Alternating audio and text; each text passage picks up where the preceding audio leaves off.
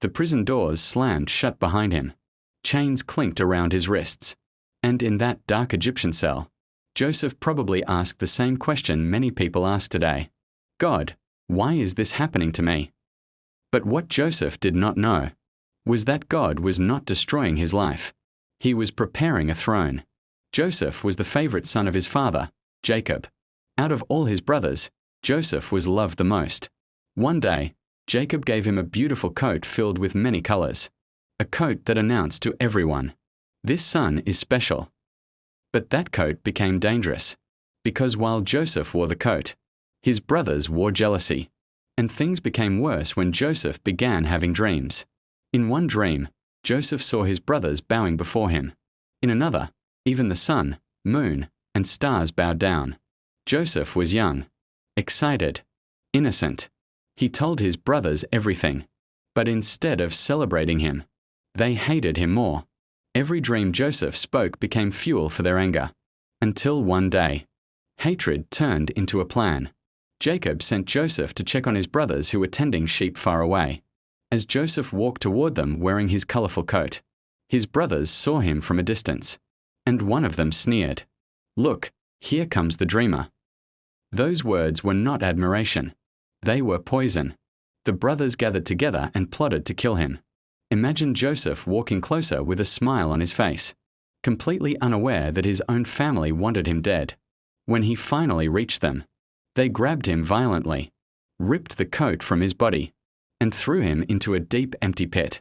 Joseph cried, begged, screamed for mercy, but his brothers sat nearby and ate food as if nothing happened. Can you imagine that? The same people who grew up with him laughed while he suffered. Eventually, instead of killing him, they sold him to slave traders heading to Egypt. For 20 pieces of silver, Joseph was traded like property, and as the camels carried him away into the desert, Joseph watched his home disappear behind him. Everything was gone. His family, his freedom, his future, but not his God. In Egypt, Joseph was sold to a powerful man named Potiphar, an officer of Pharaoh. Now Joseph was a slave in a foreign land. But something unusual happened. Even in slavery, Joseph prospered. Why? Because God was with him. Everything Joseph touched began to succeed. Potiphar trusted him so much that he placed Joseph in charge of his entire house. For a moment, it seemed life was getting better again.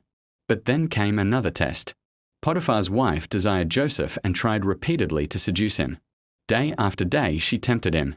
But Joseph refused. He said, "How can I do this wicked thing and sin against God?" One day, she grabbed his cloak and demanded he sleep with her. Joseph ran away. But in anger and humiliation, she lied. She screamed that Joseph had attacked her. And suddenly, the innocent man became the accused man. Potiphar was furious. Joseph was thrown into prison. First the pit, then slavery, now prison. Again, if anyone had a reason to give up on God, it was Joseph. But Joseph refused to become bitter. And that changed everything. Inside the prison, Joseph still served faithfully. And again, God caused him to find favor.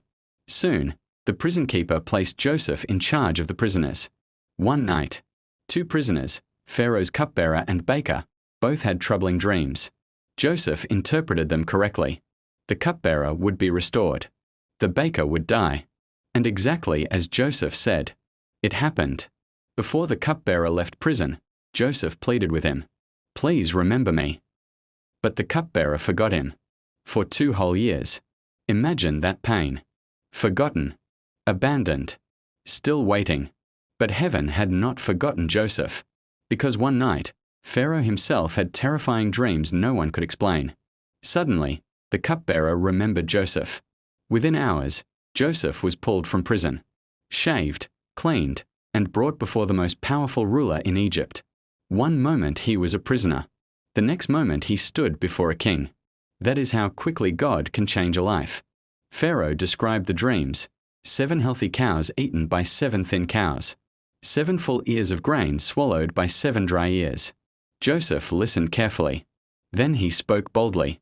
The dreams mean 7 years of abundance are coming, followed by 7 years of terrible famine. He warned Pharaoh to prepare. Pharaoh was stunned. And then he said something unbelievable. Who better to lead this than Joseph? In a single day, Joseph went from prisoner to ruler. Pharaoh placed his ring on Joseph's hand, dressed him in royal clothing, and made him second in command over all Egypt. The boy once thrown into a pit, now stood in a palace. The dreamer had become a ruler. Years later, famine struck the land exactly as Joseph predicted. And one day, his brothers arrived in Egypt searching for food. They bowed before Joseph without recognizing him. The dreams had come true. Joseph looked at the same brothers who betrayed him, sold him, and destroyed his childhood. Now he had power over them. He could have taken revenge. He could have punished them. But instead, Joseph wept, and through tears, he revealed himself. I am Joseph, your brother. His brothers froze in fear, but Joseph spoke words that still echo through history. You meant evil against me, but God meant it for good. Those words are powerful, because Joseph finally understood something incredible. The pit was part of the plan. The slavery was part of the plan. The prison was part of the plan. Every painful moment had been leading him toward purpose. And sometimes in life, when everything feels broken, God may still be writing the greatest chapter of your story. Just because you are in the pit today does not mean the palace is not coming tomorrow. Subscribe for more Bible stories.